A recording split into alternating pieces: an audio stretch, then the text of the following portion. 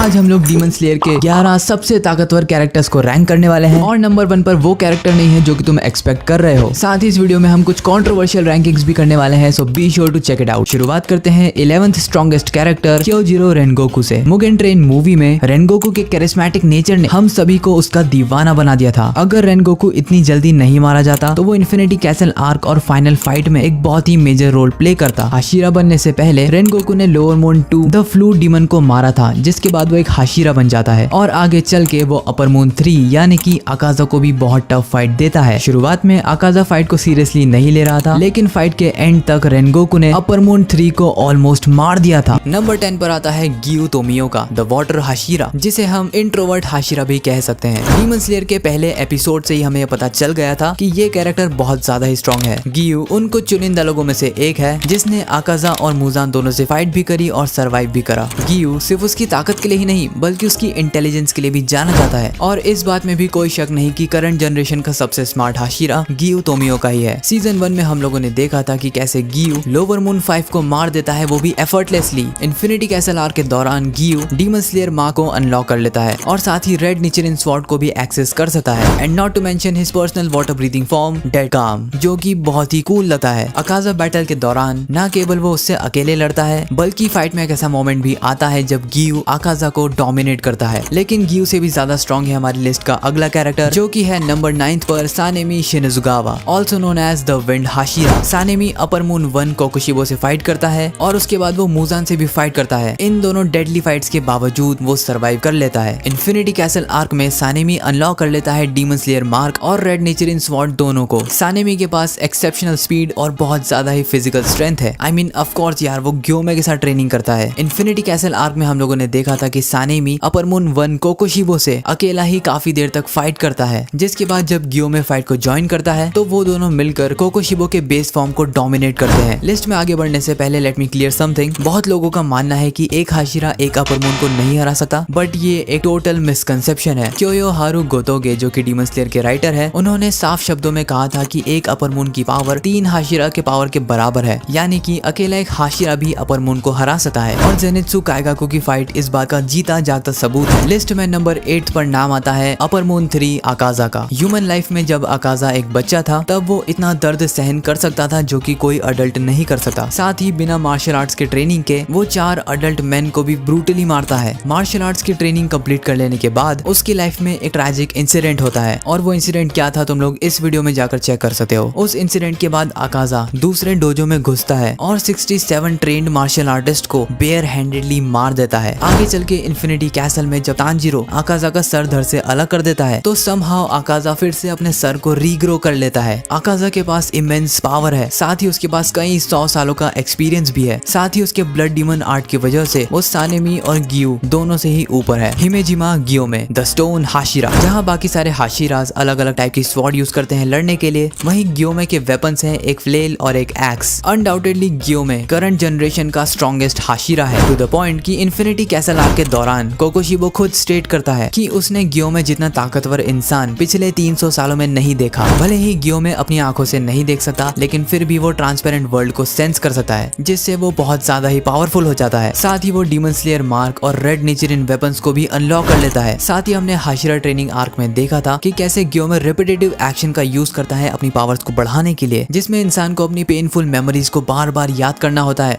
और उसी के थ्रू इंसान की पावर्स मैक्सिमम लेवल पर पहुंच जाती है। अगर अकाजा और गियोमे की फाइट हो तो बहुत ज्यादा चांसेस हैं कि गियोमे इस फाइट को जीत जाए, लेकिन गियोमे हमारी लिस्ट में अगले कैरेक्टर को नहीं हरा सकता, जो कि है upper moon 2 Doma. In terms of physical power Doma Akaza से भी ज्यादा ताकतवर है। साथ ही उसका ब्लड डीमन आर्ट है आइस मैनिपुलेशन, जो कि बहुत ही स्ट्रॉन्ग पावर है। इन्फिनिटी कैसल आर्क में हम लोग देखते हैं कि वो शिनोबू को बिना किसी एफर्ट के मार देता है, बिल्कुल वैसे ही जैसे उसने शिनोबू की बड़ी बहन को मार दिया था, जिसके बाद वो इनोस्के और कानाओ दोनों को ही एक साथ हरा देता है एफर्टलेसली। और स्टोरी में इस पॉइंट तक वो दोनों ही हाशिरा लेवल पहुंच चुके थे। अगर तुमने मेरी ये वाली वीडियो देखी है तो तुम्हें डोमा का पूरा पास्ट पता होगा कि कैसे वो बचपन से ही एक ओल्ड हार्टेड बच्चा रहा है, जिसके पेरेंट्स उसके सामने लड़कर मर जाते हैं, लेकिन उसे कोई फर्क नहीं पड़ता। अगर शिनोबू का पॉइजन डोमा को नहीं मारता तो हम उसका फुल पोटेंशियल देख पाते, which is of course greater than Gyomei, लेकिन वो हमारे अगले कैरेक्टर से ज्यादा स्ट्रॉन्ग नहीं है। नंबर 5 पर आता है अपर मून 1 कोकोशिबो, जो कि obviously one of the strongest character है सीरीज का, क्योंकि वो रियल भाई है द गॉड हिमसेल्फ योरीची का। डीमन बनने से पहले कोकोशिबो बहुत ही स्ट्रॉन्ग डीमन स्लेयर था जिसने अपना मार्क भी अनलॉक कर लिया था। तो अब कोकोशिबो के पास पावर्स का भंडार है। उसके पास डीमन स्लेयर मार्क है, ट्रांसपेरेंट वर्ल्ड वो एक्सेस कर सकता है और वो मास्टर है second strongest breathing moon breathing का। और इस सब के अलावा वो ब्लड डीमन आर्ट को भी एक्सेस कर सकता है। अपने 500 साल के डीमन करियर में न जाने कितने डीमन स्लेयर को उसने मारा है। साथ ही उसके पास मुजान का सबसे ज्यादा ब्लड है क्योंकि इतना सारा ब्लड सिर्फ कोकोशिबो ही हैंडल कर सकता है। कोकोशिबो इतना ज्यादा पावरफुल है कि डोमा और अकाजा साथ मिलकर भी कोकोशिबो को नहीं हरा सकते। गेन्या, सानेमी, मोइचिरो और ग्योमे सभी लोग साथ मिलकर कोकोशिबो से फाइट कर रहे थे लेकिन फिर भी वो उसे नहीं हरा पा रहे थे। अगर एंड में कोकोशिबो खुद से हार नहीं मानता तो वो इन चारों डीमन स्लेयर्स को मार देता। लेकिन कोकोशिबो नहीं हरा सकता नंबर 4 मुजान किबुत्सुजी को, the creator of demons himself. Muzan सबसे पहला डीमन तो था ही, साथ ही वो बहुत ज्यादा पावरफुल भी है। वो किसी भी जिंदा चीज को अपने अंदर एब्जॉर्ब कर सकता है जैसा कि हमने सीजन 4 के एंड में देखा। साथ ही मुजान के फाइनल फॉर्म में उसकी पीठ पर 8 टेंटेकल्स आ जाते हैं जिनके अंदर बहुत ही डेडली पॉइजन भरा हुआ है। साथ ही मुजान के पास अब तक की सबसे बेहतर रीजनरेशन एबिलिटी भी है जैसा कि हमने सनराइज काउंटडाउन आर्क में देखा था। जब ओबेरॉय ने उसके गले पर हमला करा था, उसके गले को स्लाइस करते ही वो इतनी जल्दी हील हो जाता है मानो जैसे कुछ हुआ ही ना हो। मुजान अपने ब्लड डीमन आर्ट से कुछ भी कर सकता है, लिटरली कुछ भी। साथ ही उसके पास कमाल की शेप शिफ्टिंग एबिलिटीज भी है। मुजान इतना ज्यादा स्ट्रॉन्ग है कि सभी अपर मून्स मिलकर भी मुजान को नहीं हरा सकते। उसे सिर्फ 2 ही चीजें मार सकती है, या तो सनलाइट या तो योरुइची। जिसके बाद नंबर 3 पे आता है demon king Tanjiro. Final battle के एंड में मुजान जब मरने ही वाला था तब वो तांजीरो को अपना सारा बचा हुआ ब्लड ट्रांसफर कर देता है जिससे तांजीरो एक डीमन बन जाता है। लेकिन डीमन फॉर्म में तांजीरो सनलाइट को भी कॉन्कर कर लेता है और बन जाता है डीमन किंग तांजीरो, जो कि ऑब्वियसली मुजान से भी ज्यादा स्ट्रॉन्ग है। अब तांजीरो के इस फॉर्म के पास डीमन स्लेयर यूनिवर्स की सारी एबिलिटीज हैं जैसे कि demon slayer mark, red nature sword, transparent world, selfless state, blood demon art, sun breathing. यहाँ तक कि ये भी कंफर्म नहीं है कि डीमन तांजीरो मारा भी जा सकता है या नहीं क्योंकि अब सनलाइट का भी उस पर कोई असर नहीं हो रहा है। लेकिन इस यूनिवर्स में एक व्यक्ति है जो कि डीमन किंग तांजीरो को हरा सकता है और तुम लोगों ने बिल्कुल सही गेस करा। वो व्यक्ति है लिस्ट पर number 2 Yoriichi Tsugikuni, the literal god of demon slayers. Yoriichi वो व्यक्ति है जिसने ब्रीदिंग स्टाइल्स का इन्वेंशन करा और वो फर्स्ट यूजर है सन ब्रीदिंग का, जो कि सबसे स्ट्रॉन्ग ब्रीदिंग स्टाइल है। योरिची के पास बचपन से ही डीमन स्लेयर मार था और बचपन से ही वो ट्रांसपेरेंट वर्ल्ड में देख सकता था। साथ ही उसके पास सेल्फलेस स्टेट भी है और उसने रेड नेचर स्वॉर्ड को भी अनलॉक कर लिया था जब उसने मुजान से फाइट करी थी। जब वो पहली बार मुजान को फेस करता है तब मुजान अपनी सारी ताकत लगा देता है सिर्फ वहां से भागने के लिए। तो तुम अंदाजा लगा सकते हो कि योरिची कितना ज्यादा स्ट्रॉन्ग कैरेक्टर है। जब वो 80 साल से भी ज्यादा का हो चुका था तब उसकी मुलाकात होती है उसके खुद के भाई कोकोशिबो से, जो कि अब एक डीमन बन चुका था और वो भी अपर मून 1। इतना बूढ़ा हो जाने के बाद भी योरिची एफर्टलेसली एक स्ट्राइक में कोकोशिबो को ऑलमोस्ट मार देता है। लेकिन इससे पहले वो दूसरा अटैक कर पाता उसकी खुद की मौत हो जाती है। लेकिन जो कैरेक्टर हमारी लिस्ट में नंबर 1 पे है वो योरिची को भी हरा सकता है और वो है नन अदर देन इनोसुके हाशिबिरा।